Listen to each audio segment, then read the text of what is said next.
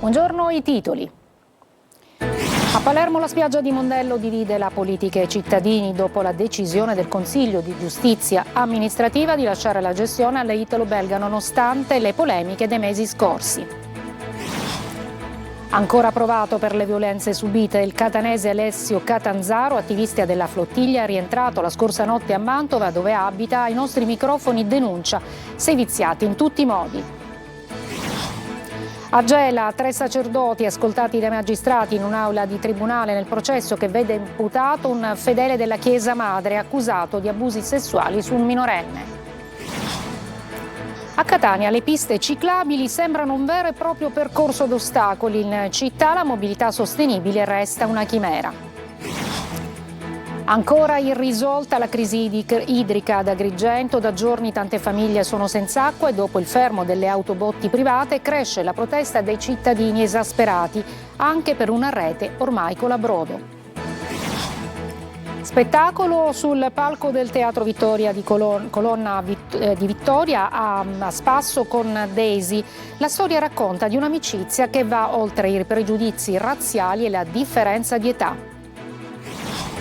Calcio, sale la febbre per l'attesa di Ascoli Catania, gara sulla carta aperta ad ogni pronostico. Toscano studia le mosse per fermare gli attaccanti bianconeri.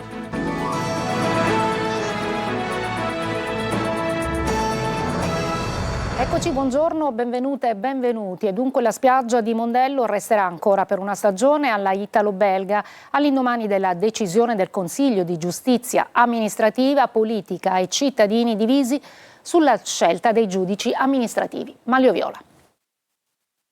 Sono iniziati questa mattina i lavori preliminari commissionati dalla società italo-belga per preparare la spiaggia di Mondello al montaggio dello stabilimento per l'estate 2026. A poche ore dall'ordinanza del CGA che riconsegna la spiaggia allo storico gestore sospendendo la decadenza della concessione stabilita dalla Regione a febbraio, Palermo si divide fra chi gioisce perché l'estate è salva e chi si indigna perché avrebbe voluto la spiaggia libera. Le ordinanze si rispettano, dice il presidente della Regione Renato Schifani, mentre l'assessore al territorio e ambiente Giussi Savarino guarda già al prossimo anno, al 2027. Cominciamo a organizzarci per l'anno prossimo, quando invece il Comune di Palermo avrà già approvato il PUDM e avremmo fatto perfettamente in tempo se non ci fosse stata la sospensiva del 25 aprile. Critica invece la decisione del CGA il presidente della Commissione regionale antimafia Antonello Cracolici. Il fatto che si sia accolto a tempo dimostra che il CGA probabilmente è entrato in una materia che non era di sua competenza. Parla di sconfitta per i palermitani, di ombre e retroscena invece Ismaele Lavardera, che ha convocato addirittura una conferenza stampa. Io oggi sono nelle condizioni di dimostrare che il presidente della regione Renato Schifani non voleva assolutamente togliere questa concessione all'italo-belga, che davanti alle telecamere ha detto una cosa e poi sostanzialmente all'interno dei palazzi della regione ne ha detto un'altra, e ovviamente invito il presidente Schifani a querelarmi per diffamazione. Dalla italo-belga si pensa a far partire la stagione, ma si risponde a distanza alla Lavardera. Assistiamo ancora a incaute dichiarazioni, affermazioni gravemente lesive e attacchi personali, si legge in una nota. Respingeremo questo atteggiamento improprio e sovversivo, esercitando il legittimo diritto di difenderci come la legge ci consente. È ancora provato per le violenze subite il catanese Alessio Catanzaro, che era uno degli attivisti sulla flottiglia fermata in Israele. È arrivato a casa sua, è rientrato la notte scorsa a Mantova, dove abita, ma ai nostri microfoni denuncia seviziati in tutti i modi. Sentiamolo. Siamo stati rapiti e portati in una nave prigione, un vero e proprio lager galleggiante, in cui siamo stati stipati in più di 200, in quelli che erano meno di 100 metri quadri, senza nulla per dormire, con solo magliette, senza vestiti, senza coperte. Ogni volta che provavamo a chiedere coperte o qualcosa per coprirci, le nostre richieste venivano accolte con spari dall'alto, spari sulla folla, che hanno colpito diversi compagni, alcuni dei quali sono in ospedale. Quando siamo arrivati al porto di Ashdod ci hanno iniziato a seviziare psicologicamente e fisicamente in ogni modo. Siamo stati inginocchiati per ore in più posizioni, con manette, con fascette. Siamo stati condotti in una prigione nel deserto e lì ulteriormente siamo stati fatti inginocchiare per ore. Le persone anziane che non riuscivano ad alzarsi venivano picchiate nel momento in cui non riuscivano a stare in ginocchio o in cui cascavano dalla posizione di stress.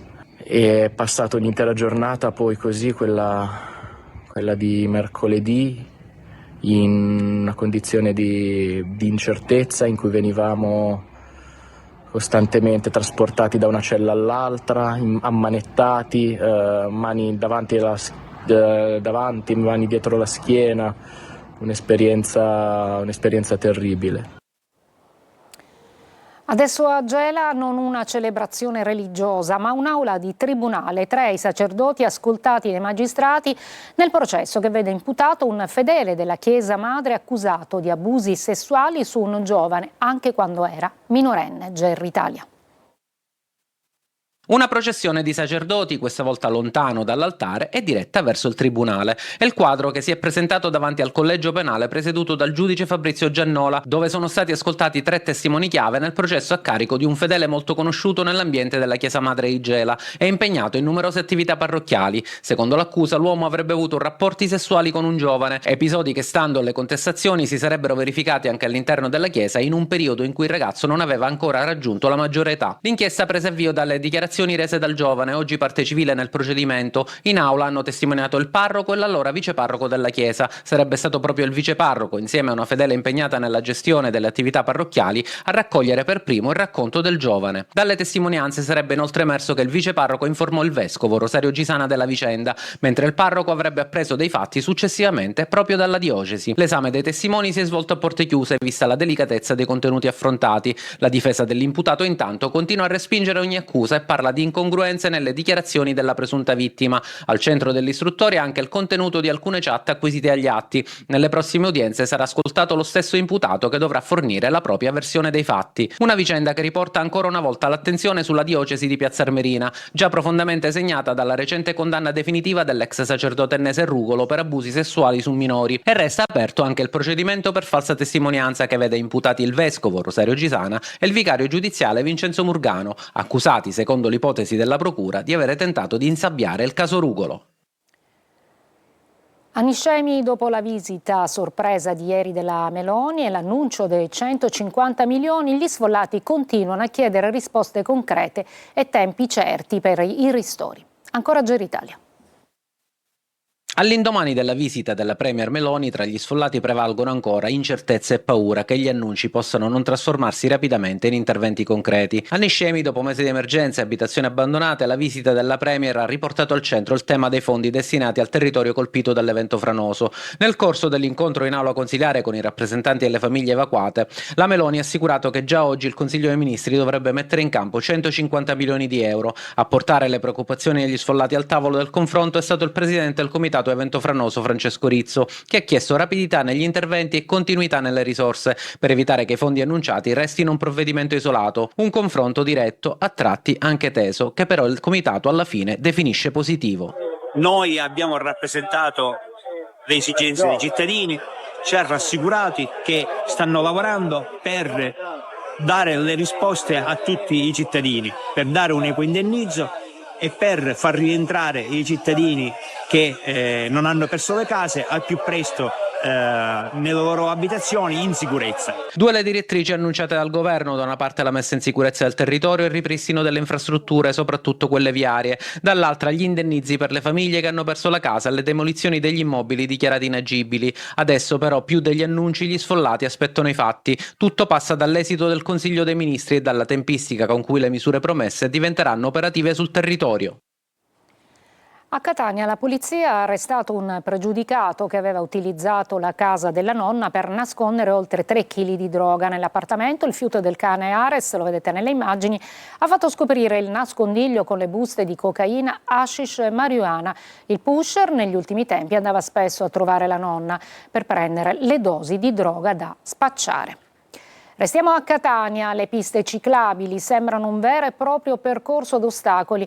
Resta una chimera così la mobilità sostenibile in città. Sentiamo Tonino Devana. Furgoni che scaricano merce a qualsiasi ora. Motorini, monopattini e persino enormi cespugli. Più che pista ciclabile sembra un vero e proprio percorso ad ostacoli per buona pace di chi puntava o confidava sulla mobilità sostenibile. Catania non è città per ciclisti, figuriamoci se gli amanti delle due ruote si avventurino in via Santa Sofia, tracciato tortuoso e ripido adatto agli scalatori. Come se non bastasse, la vegetazione spontanea sta invadendo la pista con piante di ogni tipo che ostacolano l'ipotetico transito delle biciclette. Cercasi ciclisti, per la verità non se ne vede l'ombra neanche in via Bergamo. La strada non consente. È proprio inutile, completamente inutile. È una pista ciclabile, però i ciclisti dove sono? Dove sono? A Catania. Catania non è una città per ciclisti, lei sa benissimo con tutte le salite che ci sono, non siamo in Emilia. A proposito di mobilità sostenibile, sembra funzionare la metropolitana a Cibali, ma questo residente mette in evidenza un altro paradosso. Non ci sono posteggi e anziché aumentare i posteggi, cosa fa il comune di Catania? Fa la pista ciclabile che non funziona completamente, non c'è spazio completamente, non la usa nessuno completamente per potersi vendere un po' di soldi del PNRR e di conseguenza diminuiscono ancora di più i posti del posteggio delle macchine per la metropolitana. Aspettiamo ore ed ore per vedere un ciclista, ma restiamo delusi. Di bici da queste parti c'è soltanto il disegno. Ad Agrigento, ma non solo, in tanti comuni dell'Agrigentino da giorni tante famiglie sono senza acqua e dopo il fermo degli autobottisti privati cresce la protesta dei cittadini esasperati anche per una rete idrica ormai ridotta a colabrodo. Davide Sardo. Ad Agrigento, in diversi comuni della provincia, continua l'emergenza idrica. Ci sono famiglie che denunciano di non ricevere acqua da oltre una settimana. A peggiorare la situazione anche il blocco degli autobottisti privati dopo la stretta imposta da AICA che chiede la regolarizzazione delle utenze e nuovi controlli sul servizio sostitutivo. Come si vive senza acqua? Non si vive bene. Io, guardi, sto arrivando fra 2 giorni all'asciutto completamente. Mi dico, loro ci devono dire qualcosa. Intanto la rete idrica continua a perdere acqua tra guasti e condotte vecchie, una situazione che alimenta rabbia e disagi, soprattutto nelle periferie e nelle zone non servite regolarmente dall'acquedotto. C'è chi pur di avere qualche litro d'acqua raggiunge la fontana di Bonamorone per riempire bidoni e taniche da portare a casa. Io vado con i bidoni a Bonamorone a riempirmi i bidoni di acqua, 2 bidoni, 3 bidoni ogni notte, perché io lavoro nella ristorazione, finisco a mezzanotte mi tocca salire ad Agrigento, riempire i bidoni con l'acqua, scendere a casa, scaricare l'acqua, si può fare questa vita. Nel frattempo prefettura, comuni e AICA cercano soluzioni tampone mettendo a disposizione anche autobotti comunali per garantire un servizio essenziale ai cittadini. Una breve pausa, poi andremo a Catania per un progetto di legalità destinato agli studenti.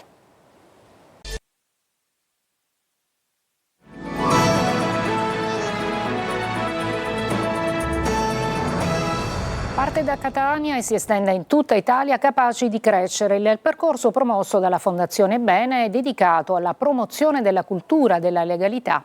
Oggi la sua 12ª edizione celebrata a Villa Fazio con centinaia di studenti e studentesse delle scuole di Librino. Simona Mazzone. Da sud a nord, Capaci di crescere è una rete contro le mafie che riunisce in un grande cartellone condiviso iniziative finalizzate a coltivare una cultura della legalità. Un appuntamento ormai consolidato da ben 12 edizioni che coinvolge ragazzi, associazioni, istituzioni e realtà del territorio.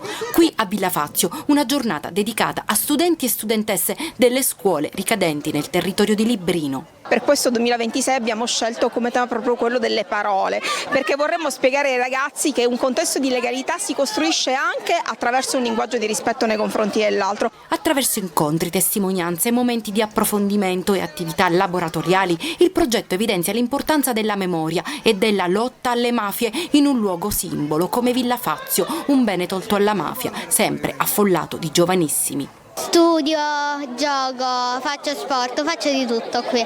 Studio, gioco, faccio le donne capriole. Per sconfiggere la mafia si parte da loro, tra giochi e condivisione, svago e cultura. Una volta realizzato questo quadro, che fine farà? Allora, i quadri più belli verranno scelti e domani hanno detto che faranno una mostra. Che cosa state disegnando? Una bilancia. Perché proprio una bilancia? Perché è segno della giustizia. E poi spazio per giocare insieme. Chi vince? Io, soprattutto io. Ho vinto io. Non è vero che ha vinto lui? No. Non dimenticando mai il vero valore della giornata. Tutti insieme per la legalità.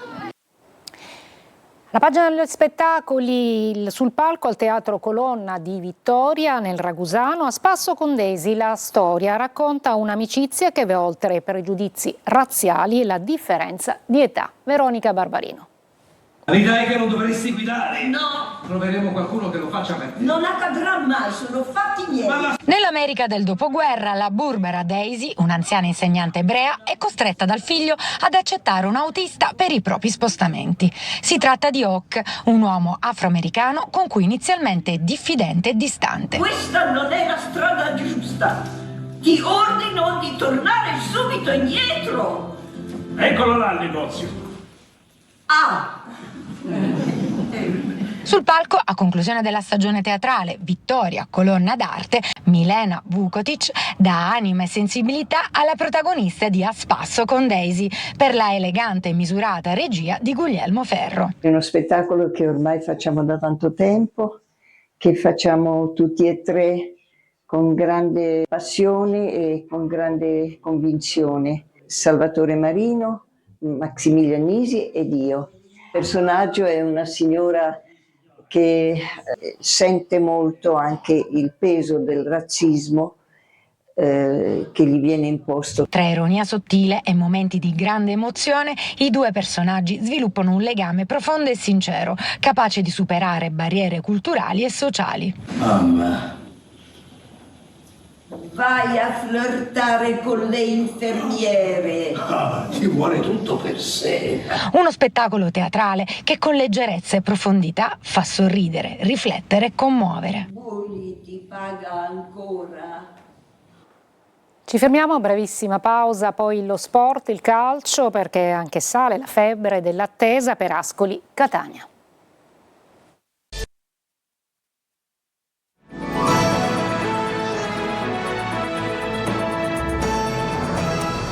Eccoci al calcio, sale la febbre dell'attesa per Ascoli Catania, rossazzurri in partenza già oggi per le Marche, partita aperta nel pronostico, Toscano studia le mosse per fermare gli attaccanti bianconeri. Francesco Triolo.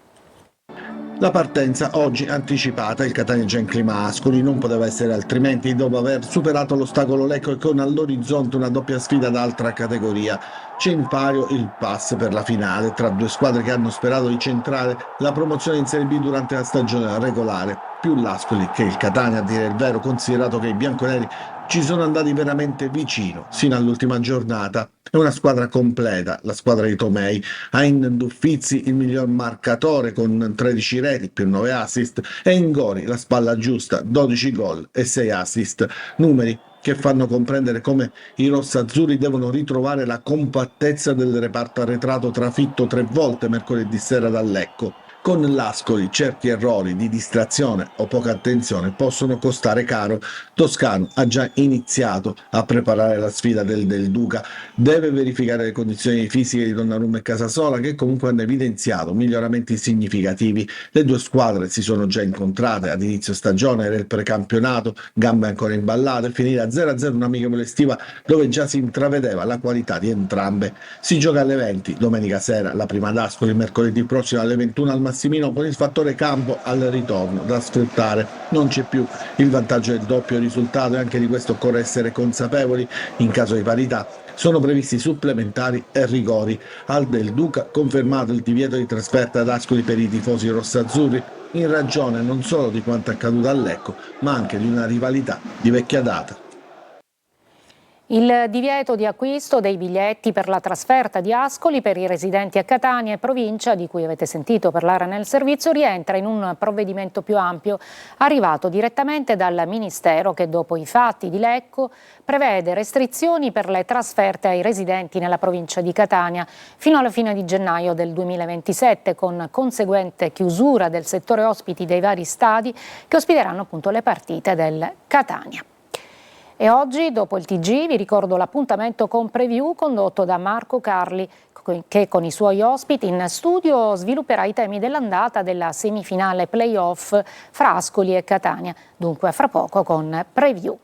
Intanto ci occupiamo ancora del Palermo, perché è ancora botta e risposta tra Palermo e Catanzaro dopo l'accesissima semifinale play-off per i rosanero. È tempo di voltare pagina e così confermare alla guida Pippo Inzaghi. Sentiamo il servizio di Marco Bulla.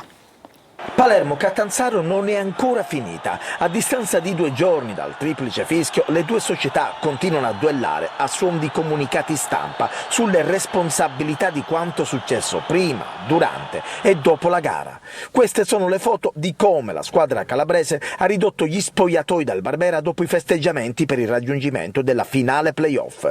Secondo il Palermo, gli episodi, tra l'altro, della tribuna sarebbero stati prima provocati e poi innescati da ingiustificabili condotte di membri della famiglia del direttore sportivo Polito, circostanze che, sottolinea il club, sarebbero documentate da diverse testimonianze video già al vaglio delle autorità competenti e delle istituzioni sportive. Il Catanzaro invece dal canto suo replica sostenendo che i suoi calciatori sono stati intimiditi e aggrediti.